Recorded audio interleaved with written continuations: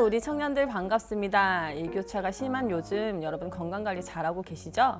오늘은 고린도 후서에 대해 한번 알아보도록 하겠습니다. 고린도 후서는 사도 바울이 고린도인에게 보낸 두 번째 편지입니다. 약 AD 55년경에 바울은 3년간의 예배소 교회의 목회를 마치고 드로아로 전도 여행을 떠났습니다. 바울은 드로아에서 디도를 만나려 했으나 만나지 못했고 이후에 마게도냐의 어느 도시에서 디도를 만나 고린도 교회에 대한 소식을 들었습니다. 고린도 교회는 바울의 이전 편지에 의해 많이 성숙해지고 있었습니다. 하지만 바울의 초라한 모습과 엄한 가르침을 오해하여 복음의 가르침을 벗어난 성도들이 있었고 거짓 교사들에 의해 잘못된 길로 빠지는 성도들이 있다는 것을 사도 바울이 알게 되었습니다. 이에 바울은 자신이 하나님이 세우신 사도임을 확신하게 하므로 고린도 교회가 복음 안에 든든히 서가도록 하기 위해서 마게도냐에서 고린도 후서를 쓰게 되었습니다. 이 고린도 후서는요, 사도 바울의 자기 고백자 성격이 강합니다. 그래서 바울의 영적 자서전이라고 부르기도 합니다. 바울 자신과 복음에 대한 변증이 고린도 후서에 굉장히 잘 나타나 있는데요. 1장부터 7장까지 고린도 교회의 성도들은 사도 바울의 초라한 모습을 보고 거짓된 가르침에 빠질 위험에 처했습니다. 바울은 세상의 눈으로 이해할 수 없는 참된 사역자의 모습에 대해 설명하면서 고린도 교회 성도들을 권면하고 있습니다. 8장에서 9장은 연보에 대한 이야기를 하고 있고요. 10장에서 13장은 자신에 대해 불가피한 자랑가지를 하면서 사도를 가장한 사탄의 가르침에 넘어가지 말 것을 경고하고 있습니다. 각 장의 내용을 보면 이렇습니다. 사도 바울은 간단한 인사를 이어 고난 가운데서도 구원하신 하나님에게 감사하며 편지를 시작합니다. 이후 고린도후서 1장에서 7장은 바울의 따뜻한 위로와 권면입니다. 이 부분은 중요한 단어로 정리가 가능합니다. 하나님의 백성을 2장에서는 그리스도의 향기이며 3장에서는 새 언약의 일꾼이고 4장에서는 보배를 닮은 질그릇이며 5장에서는 화목하게 하는 직분을 가진 자들이며 6장에서는 하나님의 성전으로 말합니다. 이 단어들은 우리가 어떤 사명을 가지고 살아가야 하는지를 보여주고 있습니다. 이러한 사명을 가지고 살아가는 그리스도의 일꾼은 때로는 유명하지 않고 거짓말하는 자로 오해받으며 아무것도 가지지 못한 불쌍한 자로 보일 수 있습니다. 하지만 모든 것을 가진 자입니다. 고린도후서 6장 9절에서 10절까지의 말씀입니다. 무명한 자 같으나 유명한 자요, 죽은 자 같으나 보라 우리가 살아있고 징계를 받은 자 같으나 죽임을 당하지 아니하고 근심하는 자 같으나 항상 기뻐하고 가난한 자 같으나 많은 사람을 부욕해 하고 아무것도 없는 자 같으나 모든 것을 가진 자로다.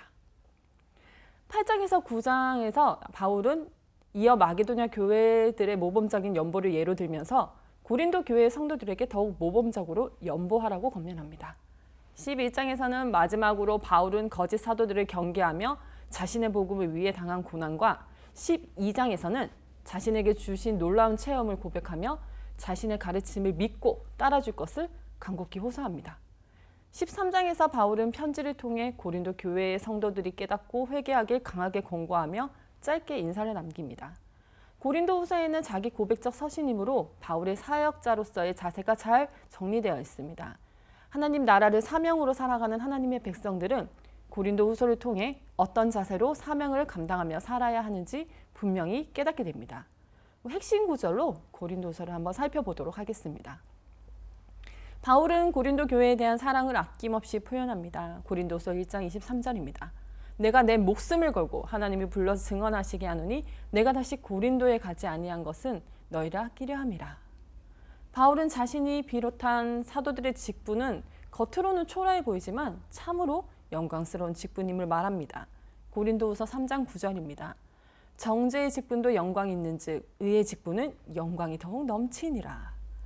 사명을 감당하는 자는 질그릇처럼 보이지만 이는 하나님의 능력을 드러내기 위함이라고 말하고 있습니다. 고린도후서 4장 7절입니다. 우리가 이 보배를 질그릇에 가졌으니 이는 심히 큰 능력은 하나님께 있고 우리에게 있지 아니함을 알게 하려 함이라. 하나님은 그의 백성들에게 하나님과 세상을 화목하게 하는 거룩한 직분을 주십니다. 고린도서 5장 18절입니다. 모든 것이 하나님께로서 났으니 그가 그리스도로 말미암아 우리를 자기와 화목하게 하시고 또 우리에게 화목하게 하는 직분을 주셨으니 이 직분을 감당하는 자들은 사명을 감당하기 위해 많은 고난을 당하지만 실제로는 모든 것을 가진 부요한 자입니다. 고린도후서 3장에서 10절까지의 말씀입니다. 우리가 이 직분이 비방을 받지 않게 하려고 무엇에든지 아무에게도 꺼리키지 않게 하고 오직 모든 일에 하나님의 일꾼으로 자천하며 많이 견디는 것과 환난과 궁핍과 고난과 매맞음과 갇힘과 난동과 수고로움과 자지 못함과 먹지 못한 가운데서도 가난한 자 같으나 많은 사람을 부욕해 하고 아무것도 없는 자 같으나 모든 것을 가진 자로다. 하나님의 백성은 세상의 모든 권세와 이론들을 하나님의 능력에 힘입어 무너뜨리는 영적 싸움을 수행합니다. 고린도후서 10장 3절에서 4절입니다. 우리가 육신으로 행하나 육신에 따라 싸우지 아니하노니 우리의 싸우는 무기는 육신에 속한 것이 아니요 오직 어떠한 견고한 진도 무너뜨리는 하나님의 능력이라. 모든 이론을 무너뜨리며. 바울은 자신이 진실한 사도임을 자기 자랑을 하면서까지 전합니다. 고린도후서 11장 1절입니다.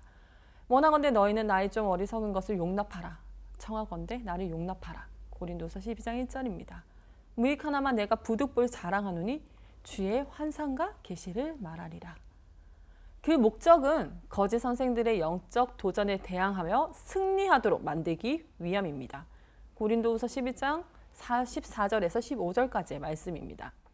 이것은 이상한 일이 아니니라. 사탄도 자기를 광명한 천사로 가장하나니 그러므로 사탄의 일꾼들도 자기를 의의 일꾼으로 가장하는 것이 또한 대단한 일이 아니니라. 그들의 마지막은 그 행위대로 되리라. 하나님의 백성은 그의 나라를 위해 발과 같은 수고를 아끼지 말아야 합니다. 그렇게 영혼을 사랑하는 수고를 감당하는 자가 하나님께 더욱 큰 사랑을 받게 됩니다. 고린도후서 12장 15절 말씀입니다. 내가 너희를 영혼을 위하여 크게 기뻐함으로 재물을 사용하고 또 내 자신까지도 내어주리니 너희를 더욱 사랑할수록 나는 사랑을 덜 받겠느냐. 편지를 통해 고린도 교회가 복음 안에 온전히 서 있기를 바라는 마음이 구구절절히 드러나는 것이 바로 이 고린도 후서입니다. 하나님의 백성은 질그릇처럼 보입니다. 그러나 진리를 담고 있습니다. 아무것도 없는 자 같으나 모든 것을 가진 사람들입니다. 지금까지 고린도 후서였습니다. 감사합니다.